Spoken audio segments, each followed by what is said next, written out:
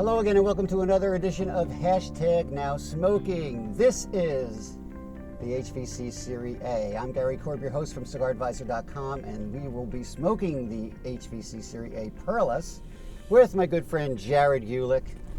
And I understand, Jared, you've already smoked the cigar. You're pretty nutty for the cigar. You practically begged me to do this review because you love the cigar that much. I did beg you. I have not smoked this cigar, so this is going to be interesting. This is the Perlas. It is a 5 5/8 by 46, so it's kind of like, I guess, a Corona Gorda, Corona Extra. Yeah. And let's get going here. Happens to be my favorite size of the cigar too. I like this size too. I like the 6 by 47, 5 5/8, 5 1/2 by 46, something like that. So these are nice dimensions. I'm getting kind of like that little barnyardy thing off the wrapper, Sure. I guess. No soft spots. Mm-hmm. No soft spots on mine either. It's very. It looks like it's pretty well packed here. Yeah. Let's see if I get anything. Look, it's kind of like a hay-like thing off of there. And this has a Corojo 99 wrapper. And we're going to get into the blend and all that fun stuff later on. But the cap is really nice. It's a triple cap. Would you agree? I would agree. It's very well fashioned, as they say. Cuban style. Cuban style, yes. And let's see. Let's cut it and get a little pre-light action on that. And that cap just came off gorgeously. I love that round cap. Look at that. It's a perfect circle. Beautiful. How about you? Oh, you did the eye cut. I did my V cut. Okay. Sue me. Wow. I always say that. Wow. A lot going on for a pre-light draw. This is a wow. It's really tasty. Mm-hmm. It's kind of toasty, kind of nutty. A little flowery too. A little salty. Did you get any of that? Mm-hmm. All right, well, let's light her up, man.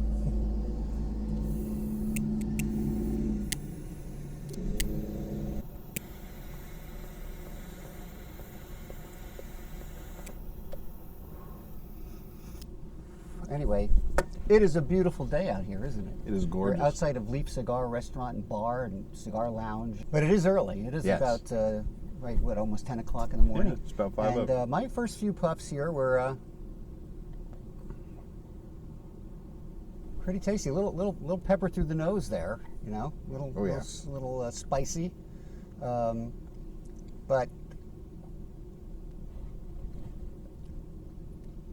it definitely still has that kind of nuttiness and stuff I got off of the pre-light. How about you? I definitely see on the nuttiness. I get actually a little bit of like caramel too. A little bit of caramel. Okay. Mm-hmm. Definitely the salt you were talking about, that comes through. The pepper is definitely there. But it's a little flowery too. A little flowery. Okay, Yeah. well, you know, I said this when we did a video recently where I said, I think when I smoke outside, cigar outside, it smells different. I think food smells different outside and tastes a little different too. Did you ever notice that? Yeah, It's just one of those things. I think it has to do with the air. I Yeah, the guess. air is being circulated around. It's moving, so you definitely pick up more.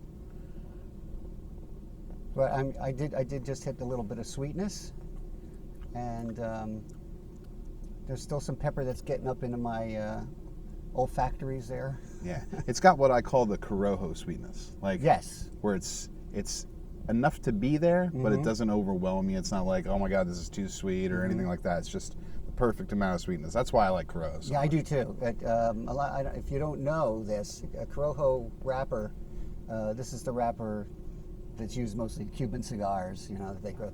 But this is grown in Nicaragua, and it just have a nice sweetness to it. Oh yeah.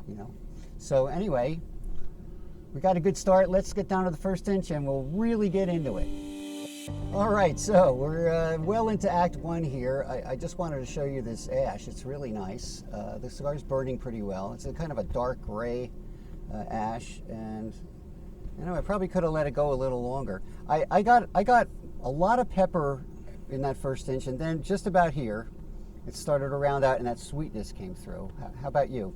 So for me, I'll be honest. I've had a bunch of these. Probably the better part of a box already, and so I'm not lying. This is not really. He's an expert. Yeah.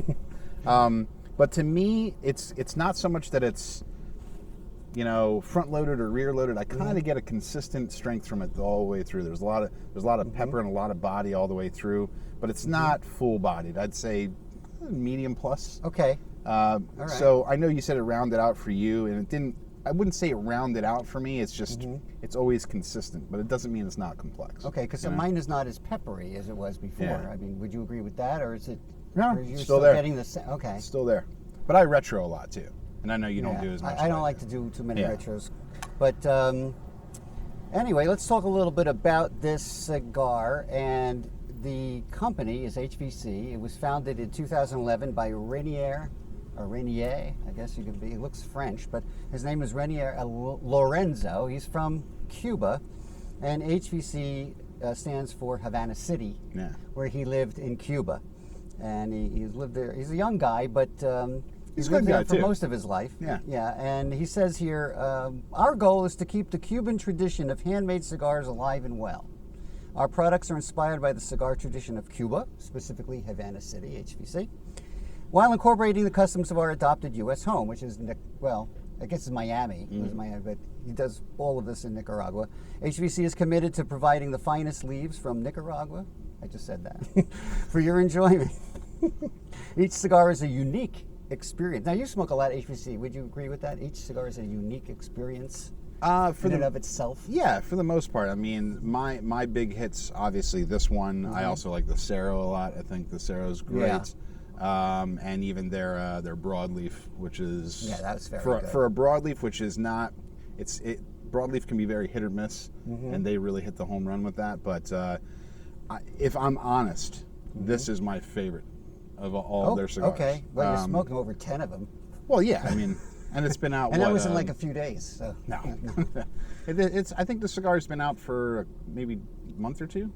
2 or 3 months. It's pretty new. Came out from IPCPR, right? Yeah, one of the reasons we're doing it. In fact, since you mentioned that, I wrote to Renier, and he was a really nice guy, and he wrote me back. I asked him about what he could tell me about the cigar, and he said, first I did it as an exclusive cigar for a retailer in Hawaii. It was a Robusto size. It was just for this one retailer, a Robusto. And then we introduced it in the last IPCPR in 2 sizes. Now, this is the Perlas. And Great then he size. does a Cañones, and that's a 5.5 by 54. That's more like my wheelhouse. But I do like these dimensions, and they come in 10-count boxes. He says the HVC Serie A, all the tobacco is Class A tobacco. That's why he named it A. So this is the top of the line. This is the best of the best, and he has a half leaf of Maduro Ligero in here. So that's probably where some of that pepper's coming from. But I guess it would lend a little sweetness too, right? It's Maduro. Sure. And it features an exclusive Corojo 99 wrapper. And of course, all of tobaccos come from Aganorsa, and we're nutty for the Aganorsa. Oh, yeah. I mean, they are just, when you're talking about being on fire for, a relatively, just a few years ago, relatively obscure boutique brand that has just almost overnight exploded. You know what this reminds me of, Jared? I just thought of it. It reminds me of when Pete Johnson hit the scene. And everybody, Tatuaje was one of the first boutiques, and couldn't get enough Tatuaje. I mean, the next one's coming out, you had to have. And I think that's what's happening with Aganorsa and brands like HVC that use their tobaccos. I mean, would you agree with that? I don't know. Oh, absolutely. I mean, they're kind of like almost like the next Placencia, right? Like it used to be everyone went to Placencia. That's who you went to get tobacco. Right. But now there's this shift where all these, especially in the boutique, circles, they're running to Aganorsa. You have Warped, you have Illusione, you have HVC, right? All these companies are going to Aganorsa because I think they make, or I should say they grow some super high quality tobaccos. They really do. It's really terrific, and I like their Miami line. But anyway, getting back to HVC, this is really nice for me now. It's rounded out, and there's still a little pepper in there, but I'm really liking it because I'm now getting the sweetness out of it too. Oh yeah. I am getting like kind of a medium body, medium plus. It's the smoke is very creamy. It's very smooth. It's definitely well balanced. Oh yeah. So I think we can agree with that. And I'm still getting that caramel, man. And I don't know. You know what? I did not know before talking to you this morning that there was that Maduro in there. And sometimes you get some caramel or cocoa notes off of a Maduro wrapper. You know? Okay. So maybe that half leaf in there. You know, for those people who are saying, oh, you don't get any flavors from the filler. BS. You absolutely do. Well, you definitely do with these cigars, Oh, yeah. I'll tell you that. So I'm really enjoying this a lot. And you know what? It's not bad for the morning, right? No. I mean, this is my first cigar for the day, just for you, just so I had a clean palate. I didn't smoke anything else before I came. I wanted to, but I didn't smoke anything else. I had a clean palate, and I thought I was like, you know what? Especially with this smaller, what is this, a 46 ring gauge, I think? Yeah, 46. So I was like, this is probably going to hit pretty heavy first thing in the morning, and it's actually not. It's definitely got a little bit of gusto, but yeah, nothing that you couldn't handle. I mean, in the I think morning. people who like, Nicaraguan blends, who like, full flavored cigars in the morning, this is definitely the ticket. Sure. I mean, I usually like to have something a little lighter in the morning, but this is really great. Yeah.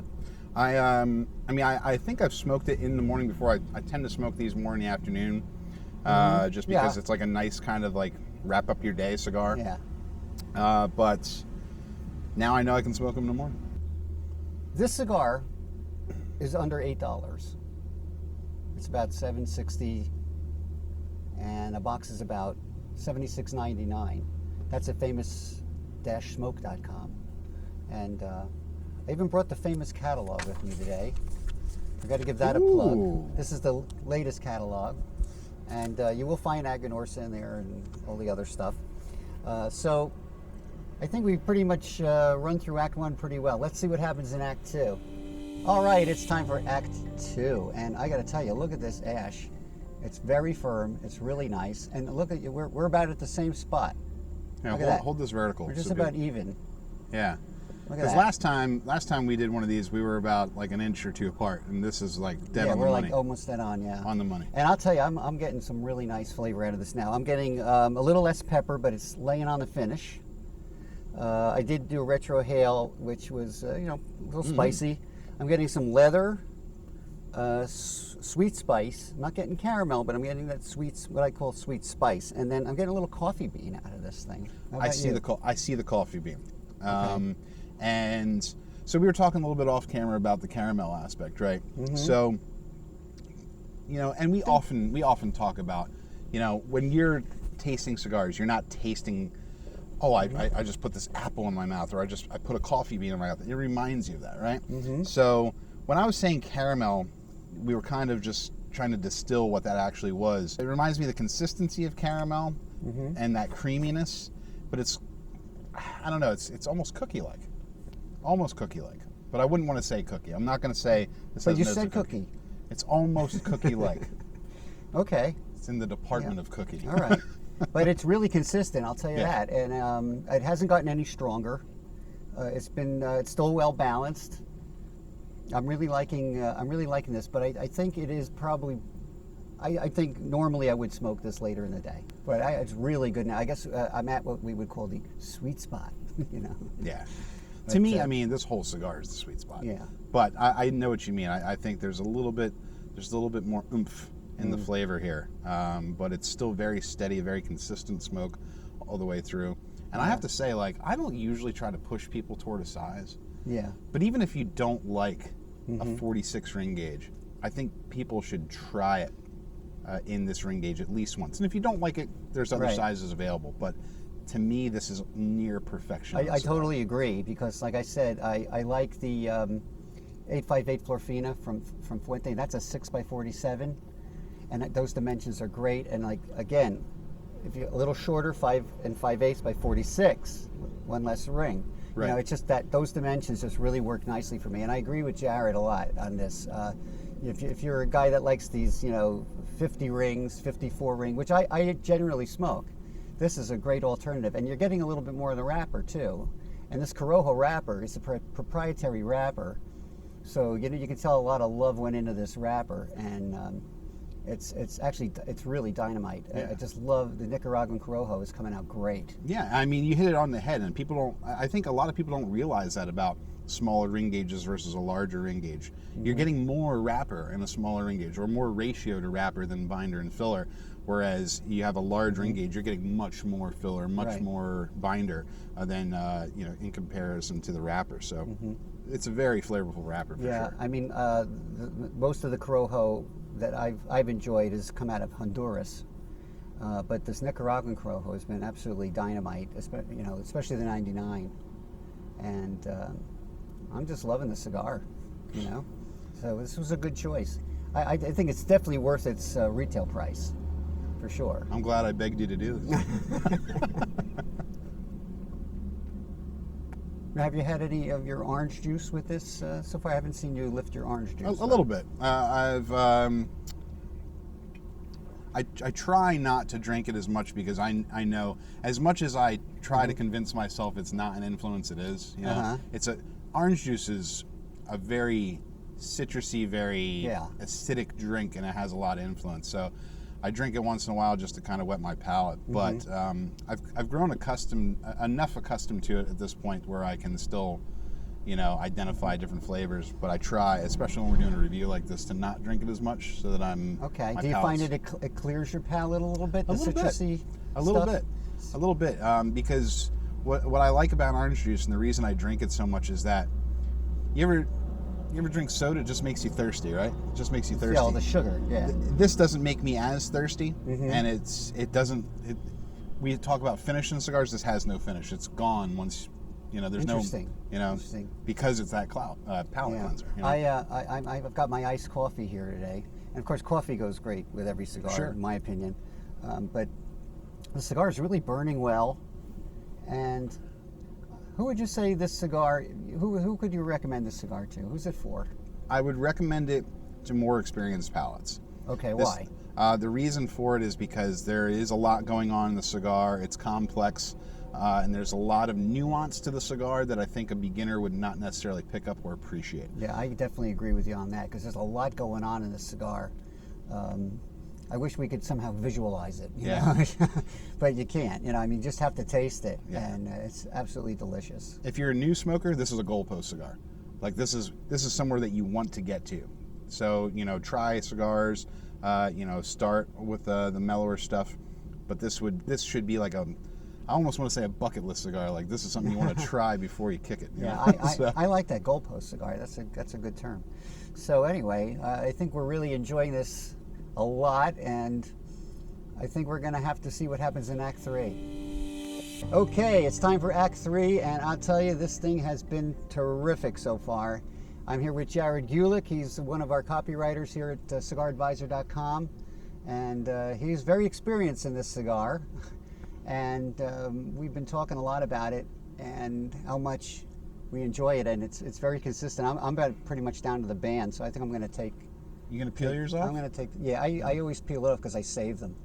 You've seen and people who've watched our stuff, they may have seen my my little trophy room above my desk. And so what I actually like to do is, good. if you want your band intact, if you display them, what I do is actually right about here, it gets hot enough.